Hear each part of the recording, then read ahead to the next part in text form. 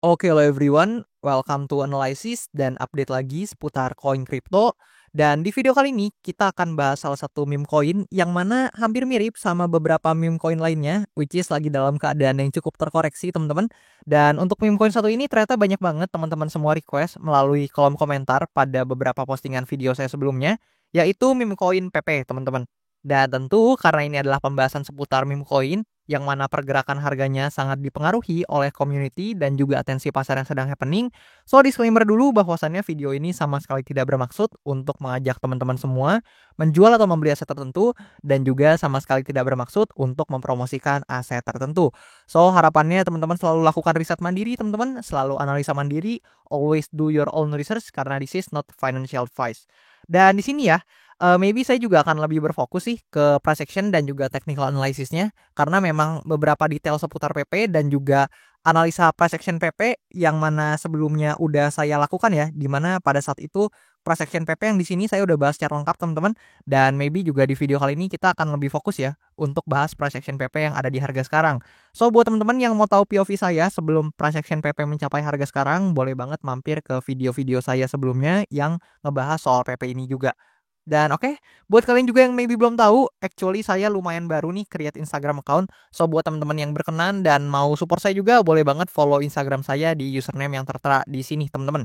Dan oke, di sini kita akan coba pindah ke market cap atau ke coin market cap ya lebih tepatnya untuk melihat kapitalisasi pasar dari PP ini. Dimana kalau kita slide ke bawah, akhirnya ya atau finally PP ini akhirnya ngebalap lagi dari official Trump ini, yang mana kalau teman-teman notice nih, untuk koin dari Donald Trump atau salah satu presiden terpilih Amerika Serikat, yang mana pada saat itu buat meme coin dengan nama Trump atau dengan tickernya itu Trump, itu pada saat itu pernah bahkan ngebalap Shiba Inu teman-teman.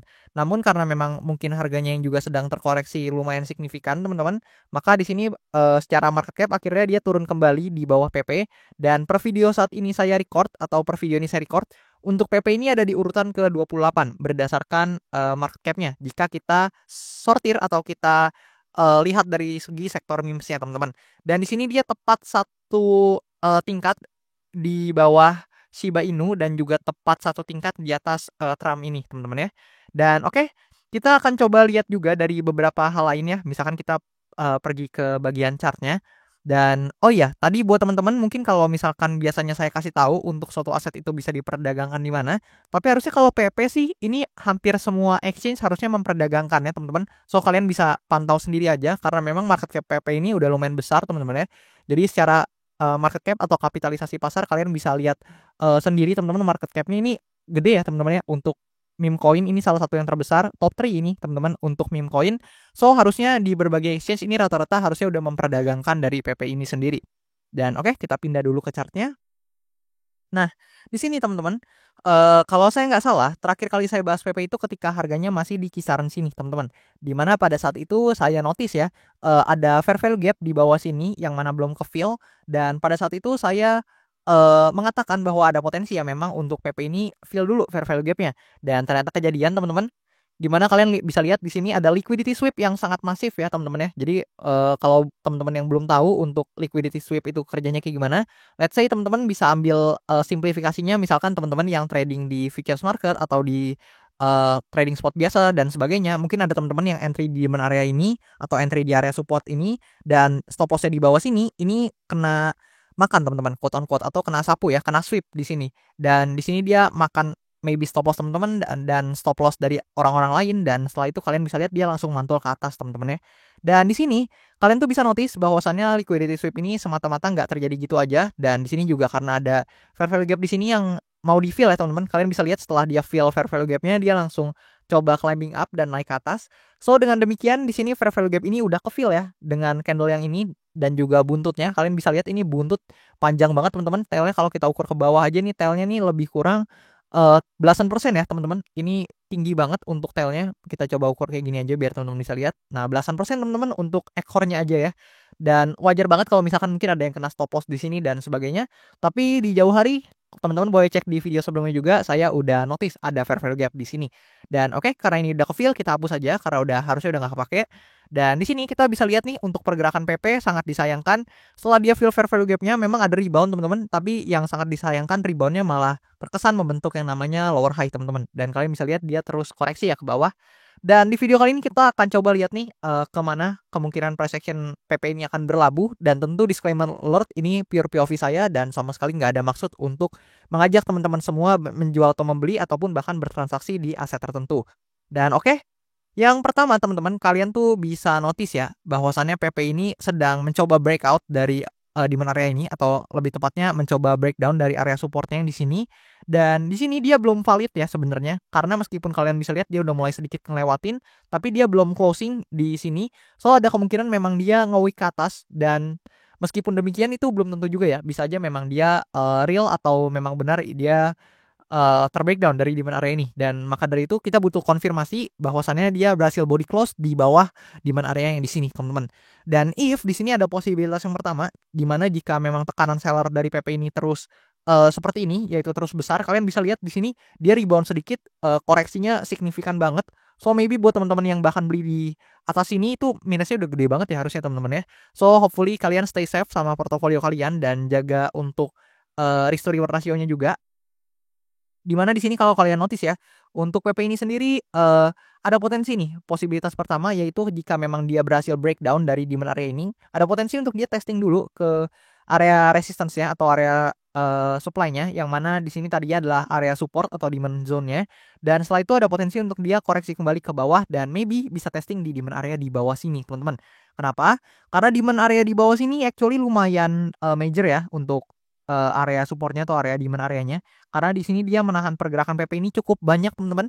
Kalian bisa notice di sini tertahan beberapa kali ya pergerakan PP oleh demand zone ini, disertai dengan adanya di sini teman-teman kalian bisa lihat ada major trend line juga. Oke, sorry teman-teman. Di sini kalau kalian notice nih, di sini ada major trend line nih yang sampai sekarang masih valid dan masih di testing terus, dan ada potensi ya untuk PP ini memang jika memang harus testing ke demand area ini untuk cari liquidity dulu, maka ada potensi dia pergerakannya akan coba nih perlahan ke sini teman-teman, atau mungkin kalau misalkan dia testing dulu more likely kayak gini atau maybe seperti ini, dan ada potensi ya untuk dia beririsan dengan demand areanya atau demand zone-nya beserta juga dengan trend line ya atau trend line major yang di sini. Dan itu bisa terjadi jika memang untuk PP ini valid breakdown di bawah demand area ini. Yang mana kalau misalkan kita gunakan Fibonacci juga teman-teman, di sini kita coba lihat ya. Kalau kita tarik Fibonacci ke atas ini, nah lebih kurang kayak gini, atau kita coba presisin ya. Nah lebih kurang lebih seperti ini teman-teman. Nah di sini kalian bisa notice bahwasannya area 1,618 ya, atau area golden ratio-nya dari Fibonacci itu teman-teman bisa notice nih bahwasannya untuk ketika kita tarik dari sini ke atas ini teman-teman, namun kita perlebar supaya kalian juga bisa jeli lihatnya atau lebih jelas.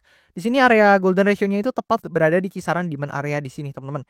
So memang demand area ini bisa teman-teman pantau sebagai salah satu target penurunan dari PP, dan hopefully dia memang tidak terkoreksi ya lebih dari demand zone ini, karena kalau dia terbreakdown lebih dari demand zone ini, I don't think PP ini justru menjadi menarik. Dan malah saya lihatnya kalau misalkan dia breakdown dari demand zone ini, let's say kayak gini teman-teman, mungkin dia testing sedikit lalu breakdown, maka yang akan terjadi adalah bias pelaku pasar terhadap PP ini justru akan semakin menurun atau semakin mengarah ke selling atau penjualan, atau selling pressure-nya dengan kata lain akan bisa semakin bertambah karena maybe ada yang cut loss, ada yang panik dan sebagainya. Dan justru ada potensi untuk PP ini bisa bergerak ke demand area di sini teman-teman. Namun itu hanya bisa terjadi jika, sekali lagi, jika untuk demand area di sini terbreakdown dan juga demand zone di sini juga nggak sanggup menahan pergerakan PP dan tekanan jual ternyata terus menguat, dan ya itu bisa terjadi teman-teman. Namun kalian juga harus lihat nih, ada beberapa potensi lain karena memang market itu dinamis dan kita nggak boleh cuma terpaku sama satu posibilitas aja. So di sini kita akan coba lihat possibility bullish-nya atau posibilitas keduanya yang maybe lebih bullish ya teman-teman. Dan teman-teman juga nggak boleh lupa di sini kalian harus pantau beberapa demand zone juga yang tadi saya ungkapkan. Dan untuk potensial bullish-nya adalah hopefully PP ini nggak breakdown dari demand area di sini teman-teman, which is dia nge-wick dan sebagainya, atau ninggalin buntut aja kayak gini teman-teman, sehingga dia bisa coba climbing up lagi. Itu akan mungkin menjadi indikasi yang lebih better teman-teman ya. Dan itu juga karena kalau misalkan di sini dia nge-weak teman-teman, itu ditandai atau menandai ya, atau bisa merepresentasikan bahwasannya ada tekanan beli yang tertarik nih untuk membeli PP di harga yang, sekian teman-teman. Dan kalian juga bisa, ngelihat bahwasannya untuk stokastik RSI udah menunjukkan oversold dengan durasi yang cukup lama teman-teman. Kalian bisa lihat ini beberapa hari ini oversold terus, dan memang untuk salah satu indikasi ini nggak bisa dijadikan satu-satunya acuan teman-teman. Namun kalian bisa melihat ya bahwasannya memang di sini PP udah cukup lama oversold dan memang ada potensi untuk bouncing teman-teman. Dan meskipun demikian tentu konfirmasinya adalah demand area ini apakah PP ini bisa close di atas demand area ini atau justru harus close di bawah. Dan karena kita lagi bahas kemungkinan yang kedua, yang mana jika PP ini berhasil close di atas demand area ini, maka ada potensi dia paling nggak climbing up dan mungkin bisa testing lagi nih ke supply area yang di sini. Dan hopefully memang bisa di breakout ya. Meskipun memang tentu itu cukup sulit karena butuh liquidity yang cukup besar dan melihat juga market sedang pada koreksi nih teman-teman akhir-akhir ini. So, mungkin itu tidak akan menjadi hal yang mudah untuk PP ini. Dan oke, di sini kalau kita pindah ke analytics-nya teman-teman, mungkin kita pindah ke bagian sini. Nah, di sini kita tuh akan notice bahwasannya memang ya PP ini di Q1 performanya, kelihatan kurang baik teman-teman, atau lebih tepatnya di bulan Januari ya. Q1 sebelumnya ini cukup oke sebenarnya, dan yang kurang oke di bulan Januarinya, di mana di bulan Januari tahun 2024 atau tahun lalu, di tahun 2024 ini minus 28,9% tercatatnya teman-teman. Dan di tahun 2025 di sini kayaknya nambah besar teman-teman, di minus 37,7%. Dan let's see ya, at least di Q1 pada tahun 2025 ini apakah PP ini bisa memperbaiki returnnya menjadi lebih positif atau justru akan semakin negatif teman-teman. So gimana menurut kalian? Feel free buat komen pendapat kalian seputar PP ini, dan juga buat teman-teman yang mau request analisa koin bisa request aja lewat kolom komen di bawah, dan nanti kalau misalkan banyak yang tertarik akan saya usahakan untuk bahas koinnya segera. Dan juga buat teman-teman yang mau sekalian support saya bisa dengan request analisa koinnya di link traktir yang tertera di bio akun TikTok saya ataupun di link yang tertera di description di channel YouTube saya teman-teman. Dan that's all sih seputar PP teman-teman, nggak ada yang banyak bisa dibahas sebenarnya. Dan kalau teman-teman mau tanya-tanya juga boleh di kolom komen aja. Dan thank you banget buat kalian semua yang udah nonton video ini sampai habis, and I'll see you teman-teman in the next video.